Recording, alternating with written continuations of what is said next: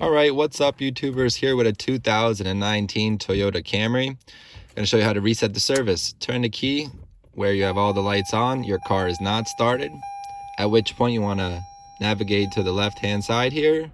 And with this scroll wheel, if you have something up on the menu, for example, as such, what you want to do is very quickly just press the back button right over here. You got no messages. Okay. And then once you press this back button a few times, you'll notice you have up top a little selection. Just scroll over using this left and right arrow. Scroll over to the right to where you get the cogwheel, right as you can see that cogwheel right up top. Then using the up and down arrow, just go all the way down to vehicle settings using the up and down. Then press OK. Then once you're there, just press down one time to schedule maintenance.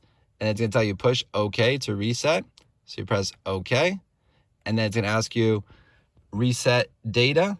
You're going to go up one more time and press yes. And this will complete your reset. This will complete your service reset. Make sure to follow your scheduled service reset as per your owner's manual. Okay, thanks for watching. Like and subscribe. More to come.